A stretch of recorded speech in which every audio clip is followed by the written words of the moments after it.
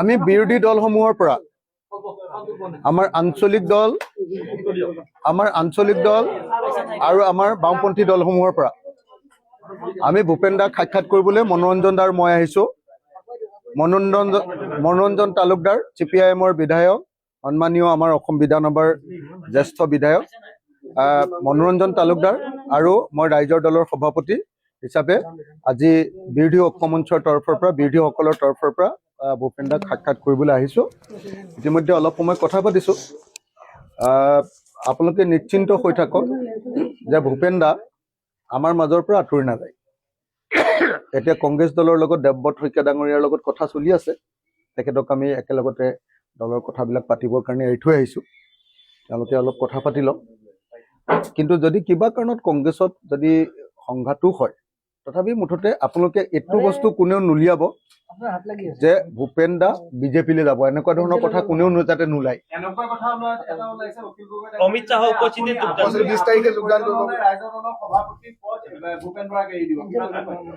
মানে আজিৰ দিনটোত মই আপোনালোকক এটাই কথা ক'ব পাৰো যে আমাৰ বিৰোধী দলসমূহে আমি ভূপেন বৰাক কোনোপধ্যে আমাৰ শিবিৰৰ পৰা যাবলৈ নিদিওঁ। ভূপেন দা মোৰ নিজৰ দাদাৰ নিচিনা, মোৰ অভিভাৱক। ভূপেন দাই যদি আমাক বিৰোধী দলবিলাকৰ পৰা মোক কয় যে তহঁতে দুটাহে খেলিব পাৰিবি চিট, যে দুটাই খেলিম, আমাৰ ৰিলেশ্যন তেনেকুৱা। ভূপেন দা মোৰ উপদেষ্টা হয়, ৰাজনৈতিক উপদেষ্টা হয়, মুখ্য উপদেষ্টা এজন মোৰ। মই যিকোনো সংকটত পৰিলে, ৰাজনৈতিক সংকটত পৰিলে ভূপেন দাৰ লগত কথা পাতোঁ। আৰু ভূপেন দাই সদায় পজিটিভ চিন্তাৰে আমাক দেখুৱাই দিয়ে কেনেকৈ আগবাঢ়িব লাগে।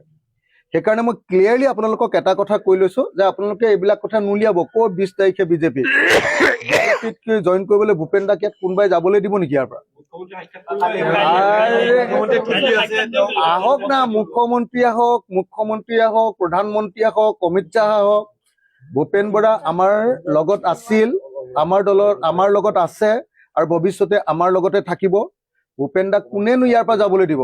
দাঙি লৈ ফুৰিম আমাৰ লগতে। আপোনালোকে কথাটো বুজা নাই। আমাৰ লগত ৰিলেশ্যন কেনেকুৱা, মনোৰঞ্জন দাৰ লগত ৰিলেশ্যন কেনেকুৱা, অখিল গগৈৰ লগত ৰিলেশ্যন কেনেকুৱা, লুৰিণজ্যোতি গগৈৰ লগত ৰিলেশ্যন কেনেকুৱা। তেওঁ অলপ আঘাতপ্ৰাপ্ত হৈছে দলৰ ভিতৰৰ কিবা এটা কথাক লৈ, গতিকে সেই কথাটোক লৈ তেওঁ অলপ আঘাতপ্ৰাপ্ত হৈছে। মই এতিয়া আমি দেৱব্ৰত শইকীয়া ডাঙৰীয়া এতিয়া কথা পাতি আছে তেওঁৰ লগত, আৰু লগত জাকিৰ হুছেইন চিকদাৰ ডাঙৰীয়া আছে, লগত আব্দুল খালেক আছে। তেওঁলোকৰ মাজত নিশ্চয় বুজাবুজি হ'ব, নিশ্চয় তেওঁ কংগ্ৰেছ দলতে থাকিব। আৰু যদি আপোনালোকক এইটো কনফাৰ্ম কৰি দিছো যে যদি তেখেত কংগ্ৰেছ দলত নাথাকে, কিবা কাৰণত যদি নাথাকে, তেতিয়া হ'লেও তেখেত বিজেপিলৈ নাযায়। ঘৰতে থাকিম, তেওঁক ইয়াতে দি ৰাখি দিম, পহৰা দি ৰাখি থাকিম। কেলে দিয়ে? আমাৰ বিৰোধী পক্ষৰ এটা ডাঙৰ খুঁটা হয়, এটা প্ৰধান ধৰণী হয়।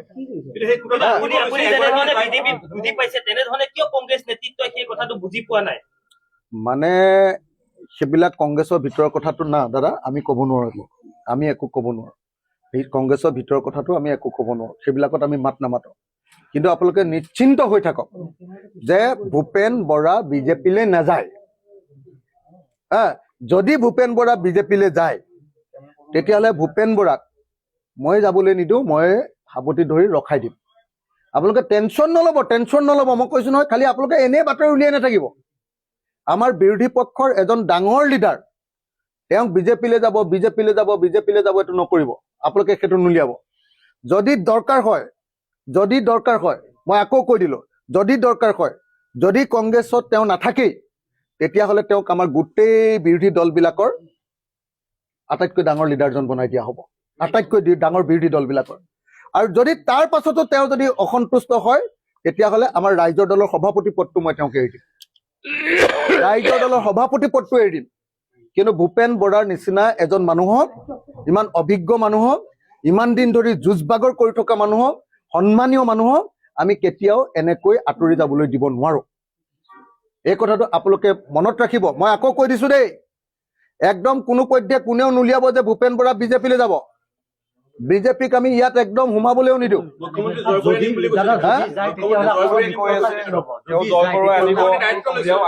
আৰে কেলে যাব? যি আদৰ্শগতভাৱে বিজেপিক বিৰোধিতা কৰে, এতিয়া মোক পৃথিৱীখন যদি হিমন্ত বিশ্ব শৰ্মাই দি দিয়ে, মোক যদি বোলে মুখ্যমন্ত্ৰী পদটো দি দিম, তই আহ, এই বুলি ক'লে মই বিজেপিলৈ যাম নেকি? ভূপেন বৰাৰ আদৰ্শটো আছে নহয়। ভূপেন বৰাই সাম্প্ৰদায়িক দল এটাক, ভূপেন বৰাই ফেচিষ্ট দল এটাক, জনগণৰ বাক স্বাধীনতা হৰণ কৰা দল এটালৈ ভূপেন বৰা কিয় যাব? ইমান দিন ধৰি বাক স্বাধীনতাৰ কৈ থকা মানুহটোৱে নাযায়। মই জানো নহয় ভূপেন দাক, মই জানো, মোৰ নিজৰ ককাই, মোৰ নিজৰ দাদা। মই আপোনালোকক কৈছো, সেইবিলাক কথাত মই সোমাবলৈ বেয়া পাইছো। সেইবিলাক কথাত মই নুসুমাও। তেখেত কিবা কাৰণত অসন্তুষ্ট হৈছে। এতিয়া আমি তেওঁৰ লগত কথা পাতিছো। ভাতৃ, মই তেখেতৰ বন্ধু, মই মোৰ মেণ্টৰ, তেওঁ মোৰ এডভাইজাৰ। তেওঁক মই কেলে যাবলৈ দিম? আৰে আপোনালোকেতো জানে যে অসমৰ জনগণৰ দল ত্যাগ কৰিছে। তেখেতৰ খং উঠি আছে যে তেখেতে আগতে কিছুমান কথা কৈছিলে, সেইকাৰণে তেখেতে কিবা অসন্তুষ্ট হৈ আছে বুলি কৈছে।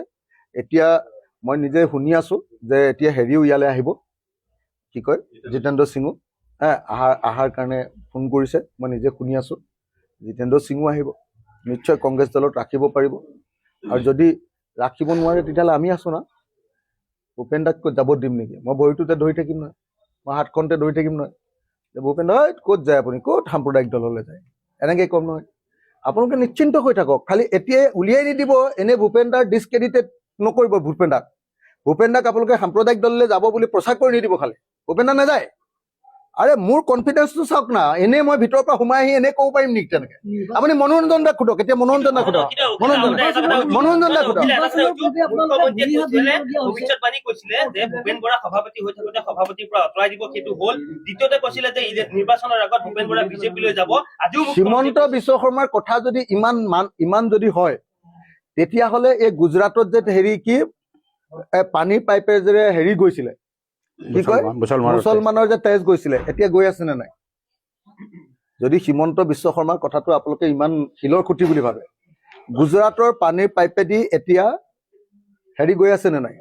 আৰু গৌৰৱ গগৈ যে পাকিস্তান লিংকটো যদি প্ৰমাণ কৰিব নোৱাৰে, তেতিয়াহ'লে যে তেওঁ ঘৰলৈকে নাযাওঁ বুলি কৈছিলে, ঘৈণীয়েকৰ ওচৰলৈকে নাযাওঁ বুলি কৈছিলে, ল'ৰা ছোৱালীৰ ওচৰলৈ নাযাওঁ বুলি কৈছিলে, এতিয়া তেওঁ যায় নে নাযায়? তেওঁ মুখ্যমন্ত্ৰী পদটো যে ত্যাগ কৰিম বুলি কৈছিলে, কৰিলে নে নাই? আৰু ইয়াৰ আগৰবাৰ যে তেওঁ 21ত ইলেকশ্যন নেখেলিম বুলি কৈছিলে, খেলিলে নে নাই? আৰু তেওঁ যে কৈছিলে যে কি কয় 21ৰ পিছত তেওঁ আৰু ৰাজনীতিত নাথাকে বুলি, থাকিলে নে নাই? হিমন্ত বিশ্ব শৰ্মাৰ নিচিনা মিছলীয়া মানুহ এটা পাল্লাত নপৰিব দেই কোনেও। এইটো একদম পৃথিৱীৰ 2 নম্বৰী মানুহ। অসমৰ গণশত্ৰু ৰূপে মুখ্যমন্ত্ৰী যিদিনা তেওঁ ভাগিব, তাৰ পাছত অসমত তেওঁ উপাধিটোৰ নাম হ'ব অসমৰ আটাইতকৈ ডাঙৰ গণশত্ৰু মুখ্যমন্ত্ৰীজনৰ নাম হিমন্ত বিশ্ব শৰ্মা। দলত থাকিব। আৰু যদি কংগ্ৰেছ দলত নাথাকে, তেতিয়াহ'লে তেওঁ আমাৰ বিৰোধী দলবিলাকৰ, গোটেই বিৰোধী দলবিলাকৰ মূল লিডাৰজন হ'ব। আৰু তাৰ পাছতো যদি তেখেতে কিবা অসন্তুষ্ট হয়, মই ৰাইজৰ দলৰ সভাপতি পদটো এৰি ৰাইজৰ দলৰ সভাপতি পদত ভূপেন বৰাক বহুৱাম, আৰু মই উপ সভাপতি হৈ ৰাইজৰ দলত কাম কৰিম।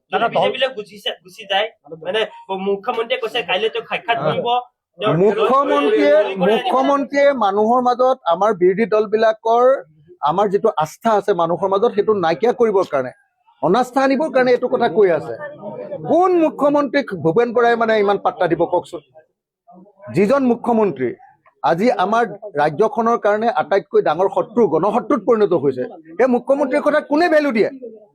আপোনালোকে নিশ্চিন্ত থাকক, ভূপেন বৰাই মুঠতে বিজেপিত জইন নকৰে। আৰু ভূপেন বৰাই বিজেপিত জইন কৰিবলৈ হ'লে মই কান্ধত লৈ ঘূৰাই ফুৰিম যে ক'ত যাব পাৰে আপুনি, নোৱাৰিব বুলি। চিন্তা নকৰে। পুনৰ সুধিছো, দল ত্যাগ কৰাটো নিজৰ সিদ্ধান্ত আৰু ব্যক্তি স্বাধীনতা, তেওঁ ক'ত যায় কি কৰে। যদি তেখেতে বিজেপিত যোগদান কৰে, তেতিয়াহ'লে কংগ্ৰেছ দলৰ লগত আপোনালোকৰ মিত্ৰতা হ'বনে আৰু কেনেকে আগবাঢ়িব? নাই, মানে মই যিটো জানো, আপোনালোকে মিছা কথা কৈ লাভ নাই। কোনোবাই আপুনি নিউজ লাইভে এইটো কেতিয়াও নিউজ নুলিয়াব যে আমাৰ ভূপেন বৰা গৈ বিজেপিত সোমাব। ভূপেন বৰা বিজেপিত নোসোমায়, কনফাৰ্ম। আজিৰ দিনটোত কিবা এটা